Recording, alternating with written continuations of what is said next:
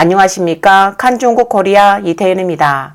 미국 동남연합연구소의 선임연구원 장센산 소장은 최근 칸중국과의 인터뷰에서 친강의 실패는 왕이 황간과의 싸움에 실패해 일어난 것이다. 왕위가 요약한 본질을 친강이 이해하지 못했거나 이해했지만 확고하게 파악하지 못한 것이라 볼 수 있다. 이치대로 말하자면 그는 시진핑이 발탁한 사람이고 헬리콥터를 타고 고공승진한 사람이기에 다른 사람들이 그를 질투하는 것은 자연스러운 일이고 그가 승진하여 그의 외교부를 대대적으로 변화시킨 것도 정상적인 것이다. 그러나 그는 실패했다. 그는 시진핑의 진정한 의도를 파악하지 못했다. 그는 중미 문제를 개선해야 한다고 생각했기 때문에 블링컨이 중국에 도착한 후 7시간 동안 그를 영접했고 왕위도 그를 영접했다. 그리고 그는 진실로 블링컨에게 평화를 상징하는 러브콜을 보냈다. 친강이 미국을 방문하여 중국으로 돌아가기 전까지 중국의 개방성을 보여주기 위해 NBA에서 투구를 하는 모습 등 많은 일을 했지만 이는 모두 시진핑의 미국에 대한 생각과 상반되는 일을 한 것이고 시진핑의 의도를 정말 잘못 이해한 것이다. 덩샤오핑이 미국 카우보이 모자를 쓰고 미국 국민들에게 중국인이 그렇게 무섭지 않다는 것을 보여주었던 것처럼 이것은 좋은 의도이지만 왕위에 비해 중공의 지하 정치에 그의 경험이 아주 부족하다.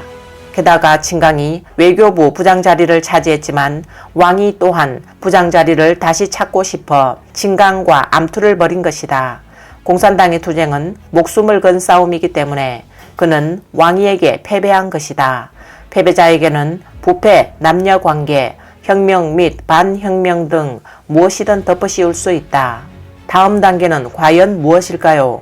그의 중앙위원직을 없애 그를 완전히 사라지게 해야 하는 것인가? 아니면 그를 다시 다른 분야에 기용해야 할 것인가? 어쨌든 시진핑은 친강의 중앙위원회 위원직을 남겨두었는데 이는 시진핑 자신이 키운 사람이기 때문이다. 시진핑의 일 처리 방식은 사건을 만들어 보여주려는 것으로 이 본질적 속성은 조직폭력배 우두머리 방식이다. 중공은 국제 무대에서 국가의 절차가 없고 심지어 한 정당의 절차도 없다는 것이다. 정상적인 국가는 국제 무대에서 제대로 된 외교를 한다. 그러나 그들은 규칙도 없고 자신이 무엇을 하고 있는지조차 모른다. 그들은 보스의 엉덩이를 더 밀접하게 따르려 할 뿐이다. 따라서 이들은 국민의 이익, 국가의 이익, 중화민족의 이익은 안중에도 없다. 또 무엇이 있을까요? 그들이 가진 것은 거짓말로서 눈을 뜨고도 말이 안 되는 소리를 한다. 친강은 이 일로 내려올 수밖에 없었는데 그는 사라졌다. 그들은 실수를 저지른 것이다. 모두 외교부 대변인에게 친강을 물어보면 자기 장관이 어디 갔는지도 모르며 그들은 신화통신사에서 확인하라고 한다. 그들은 외교부 사람인데 장관이 돌아오기를 기다리면서 우리들어 신화통신을 조사해 증거를 찾으라고 한다. 그는 어디에 있을까요? 우리의 이 인터뷰는 본인의 견해를 말한 것입니다. 중공이 미국에 폭력적일수록 중공과 그 나라의 정부는 더 빨리 멸망할 것이고 대만을 공격하면 탄약은 빠르게 없어지고 민심을 더 빨리 고갈시킬 것이라고 말했습니다. 왜냐하면 민심이 국가와 정권의 성립과 몰락을 결정하기 때문입니다. 중공이 대만을 공격하고 반미 감정이 커질수록 죽음을 더 빨리 맞이할 것입니다. 그는 14억 인구 중에 봉기를 일으키고 군대를 조직할 엘리트가 없겠습니까?